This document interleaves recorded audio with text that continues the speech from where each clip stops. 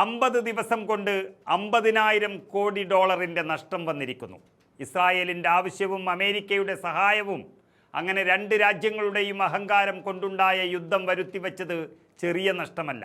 ഇറാനും ഇസ്രായേലും തമ്മിലുള്ള സംഘർഷം ആഗോള എണ്ണ വിപണിയെ സാരമായി ബാധിച്ചിരിക്കുന്നുവെന്നാണ് ഇപ്പോൾ പുറത്തുവരുന്ന റിപ്പോർട്ടുകൾ വ്യക്തമാക്കുന്നത്.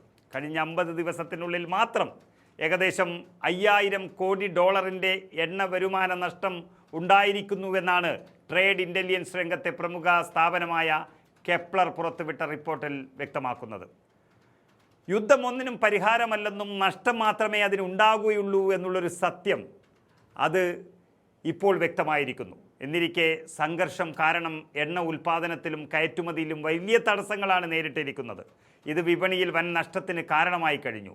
ഹോർമൂസ് കടലിടുക്ക് തന്നെയായിരുന്നു ഈ യുദ്ധത്തിലെ ഏറ്റവും വലിയ വിഷയമെന്ന് നമുക്കറിയാം. അത് പേർഷ്യൻ ഗൾഫിലെയും ഹോർമൂസ് കടലിടുക്കിലെയും സംഘർഷാവസ്ഥ എണ്ണക്കപ്പലുകളുടെ നീക്കത്തെ ബാധിച്ചിരിക്കുകയാണ്. ലോകത്തെ എണ്ണ വിതരണത്തിലെ 1/5 കടന്നു പോകുന്ന ഈ പാതയിലെ തടസ്സങ്ങൾ വരുന്നത് സ്വാഭാവികമായും ആഗോളതലത്തിൽ ഇന്ധനവില വർദ്ധിക്കാൻ കാരണമായി എന്നുള്ളതിൽ സംശയമില്ല. രാജ്യങ്ങൾ തമ്മിലുള്ള പോരിൽ റിഫൈനറികളെയും എണ്ണ ഉൽപ്പാദന കേന്ദ്രങ്ങളെയും ഒക്കെ ലക്ഷ്യം വെച്ചുകൊണ്ടുള്ള യുദ്ധത്തിൽ അത് വലിയ കാര്യമായി തന്നെ ബാധിച്ചിരിക്കുകയാണ് വിപണി കേന്ദ്രങ്ങളിലെല്ലാം. എണ്ണ വിലയിലുണ്ടാകുന്ന അസ്ഥിരത ലോകമെമ്പാടുമുള്ള രാജ്യങ്ങളുടെ സമ്പദ് വ്യവസ്ഥയെ തന്നെ സാരമായി ഇപ്പോഴും ബാധിച്ചുകൊണ്ടിരിക്കുകയാണ്. ഇറക്കുമതിയെ ആശ്രയിക്കുന്ന രാജ്യങ്ങൾക്ക് ഇത് വലിയ സാമ്പത്തിക ബാധ്യതയാണ് വരുത്തിവെക്കുന്നത്.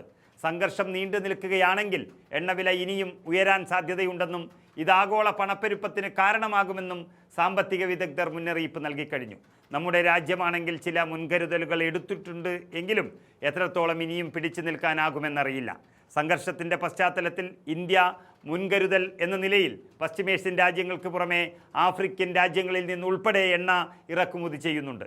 റഷ്യയിൽ നിന്നും എണ്ണ ഇറക്കുമതി ചെയ്യാൻ അമേരിക്ക നൽകിയ ഇളവുകളും ഇന്ത്യക്ക് ആശ്വാസമായിട്ടുണ്ട്. ഏതായാലും കഴിഞ്ഞ ഒറ്റ ദിവസം ഇറാൻ ഹോർമൂസ് തുറന്നതിനു പിന്നാലെ രാജ്യാന്തര തലത്തിൽ എണ്ണവില കുറഞ്ഞിരുന്നു. എന്നാൽ വീണ്ടും അതടച്ചത് പ്രതിസന്ധിയായി മാറുകയും ചെയ്തിരിക്കുന്നു. അതിനർത്ഥം ഇറാനെ ഉപദ്രവിക്കാൻ തുടങ്ങിയത് മുതൽ ലോകം മുഴുവൻ കഷ്ടത്തിലാണ് എന്നുള്ളത് തന്നെയാണ്. പറഞ്ഞു തീർക്കേണ്ടത് പറഞ്ഞു തീർക്കാനും പരിഹാരം കാണാനും ആളില്ലെങ്കിൽ ഇതായിരിക്കും അവസ്ഥ.